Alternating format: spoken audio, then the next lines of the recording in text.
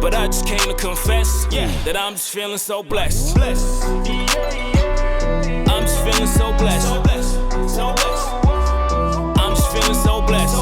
Wake up every day, big smile on my face. I just came to confess that I'm just feeling so blessed. Popping it in, I'm going all in. Talking about me when she with her friends. Said when she with me, she loving that shit. When she with me, can't get enough of it. Popping it in, I'm going all in. Talking about me when she with her friends. Said when she with me, she loving that. Was that your girl in that video? That was not.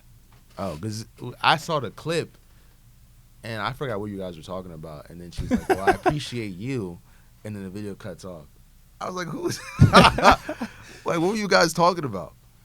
We're just talking, essentially just talking, you know, just shooting the breeze at, what was it, like 3 a.m.? Yeah. And, you know, we just had that natural rapport anyway. Mm-hmm. So it's just one of those things. Yeah, because I was like, damn, I felt that. Wherever you guys were talking about. She was just like, well, I admire you. And I was like, oh, okay. I was like, all right, I see you. So since we're on topic, Mm-hmm. as a creative soul yourself, I'm sure you're very familiar with the term a muse. Mm-hmm. So for you, especially, I'm sure you've had some muses that were, you know, romantic interests. Yeah. And having that yearning kind of fuels that fire. I mean, for me, I feel like the fact that you're not having the person actually makes that art even more, I hate saying more better, but a lot better than what it would be if it was, you know, someone imaginary, like a imaginary muse as opposed to an actual muse. So I've been fortunate enough to have 2 in my life. Spectacular, phenomenal, and it's one of those things where when you start creating and then you imagine ways how they would not only appreciate what you're creating, but also have a different perspective that you can illustrate in the creation. So it's just adding on to each other, on and on and on. Have you ever had that experience? Yeah, I could say that. Like, I feel like I had different muses through different periods in my life. Like, I remember in high school, I was working at a drugstore. I don't want to give, you know, free promotion, but I'll just say it was a drugstore. And I remember there was a young woman. She was Latin, and you know, she was in her mid-30s, and she worked in the photo department. But it was just like a little part-time gig. Like, she had like this corporate job during the day, and she was like trying to like save money for like vacations. Okay. And I think I was 17 at the time, and you know, she's in her mid-30s, and we would have these conversations. And I remember we were eating, and she bought me lunch. And I was like a little intrigued by that. Okay. You know, women tend to like fall like, oh, you gotta do this, you gotta do that, and all that. And you know, that's another subject. But, Exactly. I remember she bought me food, and we were talking, and she was so appreciative of being around me, not in like a sexual matter, but just in a friendly matter in regards to just like conversation and giving pointers and compliments here and there, friendly flirting here front and back and stuff like that. And that honesty that she was able to exude to me made me feel really, really good. And at that time, I didn't really know how to position it that way because, you know, I'm still young. Right. But for somebody at this age to tell me, like, listen, you're a really great guy. You are younger than me, I get that, but don't ever lose the idea of who Jonathan is. Like, you are a great person. A lot of people get caught up in this, that, and the third. Don't get lost in other people's perceptions of who you are, because you have this thing about you, this aura where I've seen it, even if I was eavesdropping on your social media, or if I seen your friends come into work, you have this energy that when you decide to, it's just like an automatic pull where people want to be around you. And don't lose that. Actually show it more. Yes. Because I admire that. And it's something that I feel that if you ever master what it is that makes you that way, go for it.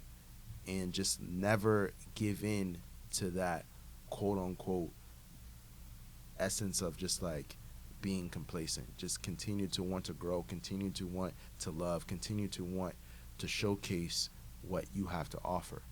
And for somebody to say that to me, that is older than me and that has it together and at that stage of life, it just made me think like, wow, like, do I really have this power? Like, thinking of it in a selfish manner, but it's just like, if you really believe in what you are and what you say and not let anyone take that away from you, I think, or like going back into the belief system of just believing what you say you are, you can accomplish so much and you can gain so much. And I feel like more opportunities come your way when you never let that element go, where somebody can come up to you and say like, I admire being in your presence. And I feel like that's one of the greatest muses in that sense that you can obtain by having that energy where people want to be around you. 1000%. And that was a wonderful metaphor. So I'm a Aquarius, so a lot of my imagery and my imagination is a lot of water. So in my head, as you were describing that, I essentially saw, and this is how I feel as well at times, especially being in my creative zone when you just get tunnel vision, essentially that person was able to be essentially your life raft. Because when you're drowning, when it seems like a sea of either conformity or whatnot, they're your oasis away from everything else. Right. Yeah, and that just really amazed me. Like, even when it came to like women I dealt with in the past, and I would have moments with different women I would choose to be around and stuff like that. And some people would call me selective, and which is a great thing, by the way. Of course. And I feel like it's a gift and a curse, because some people can look at you and feel that, I guess, take it in a negative light and really look at you and say, oh, this person thinks they're better, or they have to look a particular manner, which is not necessarily the case. But I think when you are selective and when you do choose to be with somebody, regardless of what it is, if you choose to live a long life or live a short term of that life, of giving a short form of what you have to offer to that person, I think all those are elements that help you grow and help you become a better person, a better lover, a better friend. And like, kind of going off a topic a little bit, I would always hate when women would post these statuses in these posts, and like, you can tell that they either were going through a breakup or they had a really bad breakup, or something didn't work out, and they would like post all these posts that would all kind of conform in the same manner. Yeah. Like, well, this person, you can grow if you do this. This is me time, and all these other things. And then it kind of like puts this picture where they all end up falling. Well, I don't want to generalize it, whether say all, but most may say, this person was a waste of time. You wasted my month, my year, my 10 years or whatever. And by all means, I can honestly agree with that. But then I feel like it's not necessarily a waste, because that particular moment that you went through, regardless if it was short term or it was long term, it was meant to happen. And I feel like you can't take back things that already happened. So instead of you doubting and like being and hurting yourself and really not believing what happened was like only happened to you in that sense, I guess, and like, oh, I'm like a horrible person, I wasted all these years. but you didn't. All those years were growing years. All those years was that course you had to take in regards to the me 101 on like how to love somebody, how to be with someone, how to understand someone, how to deal with nonsense. Absolutely. And I feel like when you look at it from those particular approaches as opposed to going into that negative light of saying like, listen, I wasted this. You didn't waste anything. You learned. And if you take it from that approach, I feel like you can actually get what you want or actually have something that you actually want to be around and make something work, gravitate towards you because you have this energy, because people go into energy. Not to sound like hippie-ish or anything like that, but your energy, what you give off, you are what you attract. So if you have this negative connotation of like where I wasted this and I wasted that, or this is that, or this is, and you put these things out there, people are going to either take advantage or fall into that have that same self-esteem and kind of crawl up into that space, be like, oh, I'm like the same ways too. But if you push that energy away and be positive and say, well, this didn't work out, and that's okay. I learned from this. I had a great time. I tried to make it work. I tried to do this. It didn't work out. It does. That's life. Things don't always work out. Sometimes we make mistakes, but you learn from your mistakes. In order for you to really succeed and really get what you want out of life, you gotta take those mistakes. There's no such thing as living a perfect life. It's not real.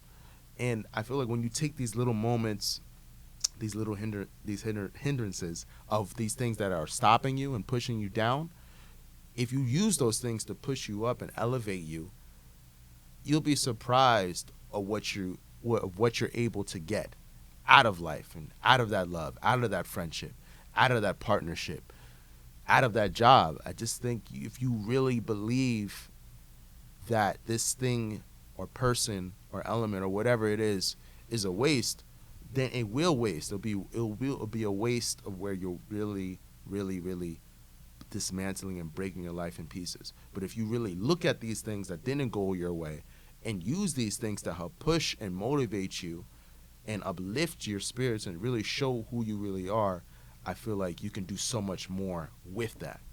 1000%. Each moment is giving you an opportunity in the space to be yourself. But how many of us, unfortunately, who conform and don't take that space, they rather, blend into everyone else as opposed to being the person on the front line, just being like you said, Kanye West-ish, and just being who they are all the time. But at the end of the day, like you said, people will be drawn to you, but they'll also respect you. Granted, they might not like what you do, but let's be honest, in society, people nitpick all the time. They move the goalposts, so you can literally never make anyone happy. So I always get confused when guys try to make girls happy because you can't do it. This is impossible. But you can even argue, you could argue that human beings in general may not always be satisfied because they always want more and more and more, which can be a good thing with balance. So it's kind of what you said with the energy. You can't just be so ambitious just for greedy reasons. You have to be ambitious but selfishly unselfish in your ambitions, like how we talked about before in terms of someone helped you, so you have to pay it forward to go help others and help them get to where you are and where you want to be, because doing that ensures that the world will be a better place. You'll have better energy around you, and everyone will be more authentic, which is, I feel like, would be better for society. Of course. And I feel like even going into the idea that you approached of paying it forward and having somebody help you, I feel like a lot of people get caught up in this mindset where I did it on my own. It was just me. No one, I came from the gutter. No one helped me. I did it on my own, and this is what I had to offer. No one believed in me. And sometimes those things are good to say, to, kind of mentally put you in an element of where if you go working out, you getting to this dark place, or, just getting anywhere in life. I feel like those things do help, but don't let those words dictate what you have to offer, and don't let those words push you away from reaching your potential. Because in life is not easy at all. It's not. And if you want more out of life, and if you want to succeed, you need help. You need somebody to help you. You can't do anything by yourself. Like, it's just something that it just doesn't work out that way. And if you see people say this, it's not true. There's always somebody in their corner that's willing or in a position to get them to where they need to be. And you have, like, if you go into Oprah and you look at her team, she doesn't do everything by herself. She has a team. If you look at Michael Jordan, he didn't do those shots, the money, the deals. He didn't get those deals by himself. LeBron James, him on a pace of becoming a billionaire, that's not made by himself. He has a team. There's somebody there who has their elements of what they're good at, and they're able to give that energy to you to get you to that position, because you may not be able to, that might not be your talent. That might not be your position in life, but you have your talents where you're able to provide and showcase. And I feel like if you get out of this funk where I can do it all by myself, I don't need nobody. No, you do need somebody. No, you need somebody to help you. You need help. Don't get into this idea of like, oh, I need to be selfish and work on me. No, you need to be more open. You need to be more active. You need to really be vulnerable and ask, like, I need help. Like, if there's going to be people who are going to say no, but there's also going to be people that say yes. And I feel like if you fall in that particular idea of wanting that way of life, it's going to happen. It may not happen today, it may not happen tomorrow, it may not happen in 5 years. But if you're willing and able to believe and really act upon it and really say, like, this is my thing, it's going to happen. And then you see women with these vision board parties and all these things like that, and some people may clown them because of that. But I can see it. It makes sense. If it's like a positive affirmation in a sense, and that's help. You may have so much toxic elements in your life and these things that you may look at on a day-to-day basis that may destroy you mentally. But that board that you make, regardless if it's small or big, it's something that you want, and it's something that it's a constant reminder of something that you actually want to do, and that's something that you want to accomplish, and that's something that you honestly believe that this is what you want. And that's a personal thing. You don't have to make it in the public, so you're not falling into a trap of somebody saying, oh, that's dumb, why would you want to do that? You want to get married and do that? Who would want to marry you? Like, that's something that you actually want. And if you make it and you look at it and you believe it, you feel it, you sense it, you want it, eventually it happens. But you have to take those small steps and create those elements of where, like, if I do this and if I continue to do it, I'm going to get it. And then you just build on that small thing, like where I was able to accomplish waking up at 6 o'clock in the morning for 2 months straight, when I was waking up like at 9 a.m. and I was always late. And you create those milestones to build your confidence for you to do bigger things. And I feel like when you do that stuff, it works. It really works. And that's how you build your confidence. That's how you build your net worth. That's how you build the product that you are. 1,000%. Actually reminds me of one of the books I read that, if you might have read it already, but if not, definitely check it out, by Dr. Maxwell Maltz, Cybernetics. I heard of it. So basically, he was a very prominent plastic surgeon, and he noticed a trend with all his clients in that even though they would, look better and feel better about themselves, mentally they were still stuck in their previous self. So they still had the same, let's say, lack of confidence that they did before. So he discovered, from studying his clients and, just using his expertise, he discovered how we have a servo mechanism in our minds, which is essentially equates to a heat-seeking missile. So, like, similar how you're saying with the tunnel vision and the focus. So when you're dialed in and you're taking action on an idea, and then it snowballs into more and more and more and more, that's how those things happen, because your brain is designing your thinking so it can happen. And our brains do this naturally. So when they're talking about those affirmations, those things really do work, because then they do become a habit, and then they become a habit of essentially like a thought loop. So you keep thinking all these positive things. So as we were discussing before, where things like muses and whatnot, I feel like muses, they just do that naturally. They don't have those negative thought loops. They're looking always at positivity, or even better, as an artist, constructive criticism, but it's being able to say it in a way that the artist would be like, you know what, you're right. Agreed. Most definitely. I think those things definitely get you to where you want and what you want to be, and just don't ever let somebody or something stop you from doing that. And I really do believe if you have that consistency and that cutthroat ability of like, I have to do this. Like, no matter what, I have to do it. Like, you may have those days where people may say this and they may destroy you, not physically but just mentally, going back to that mental state, because that's what dictates what you do every day, your mind. Absolutely. And going back to what you presented in regards to that particular doctor, I watched something similar with a TED Talk where there was, may have been the same guy, I don't know, but they did a study where they did 10,000 brain scans, and based upon what they were able to find, they found that people tend to hone on to what other people see them as.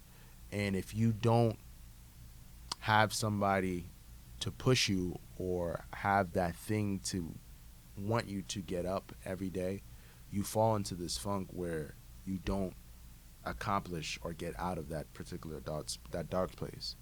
And if you really believe, or actually if you really have somebody that's in your corner that loves that energy about you and really that's willing and able to push you, you're able to get out of that, and you're able to accomplish so much more, and you're able to just really showcase something that you didn't even think you could do. And I think he gave an example of where his son he had some sort of mental disorder, and it was very bad, going in and out of jail, and he refused to give up on his son. He Awesome. refused to give up on the things that he was messing up at.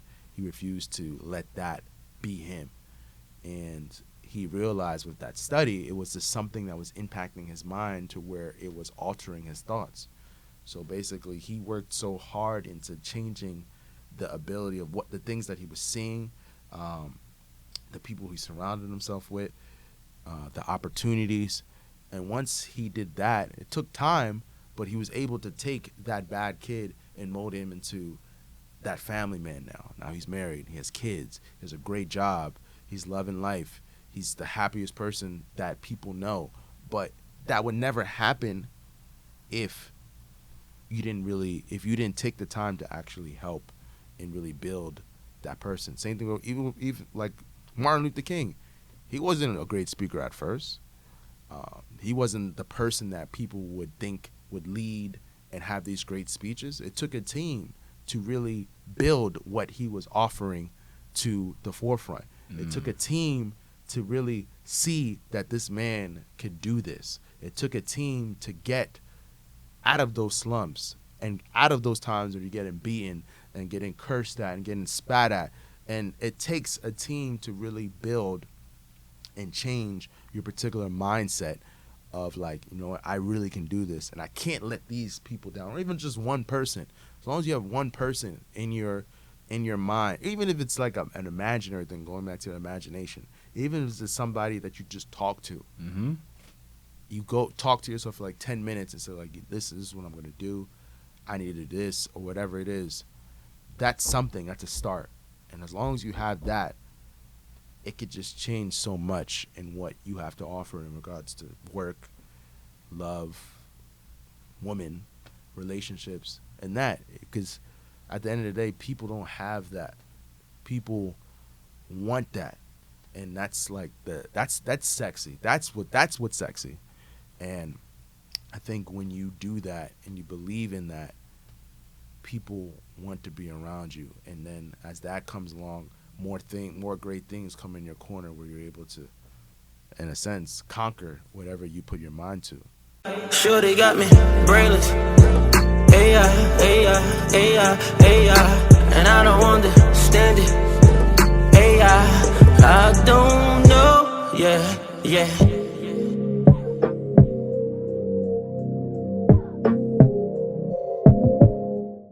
And then I made that connecting point where I was just like, hey, people already eavesdrop. If you're out here having dope ass conversations while you're lit, it's like, why not? Why not put it into a podcast? He makes podcasts. He's here outside of the city. Pick his brain. I'ma just be here.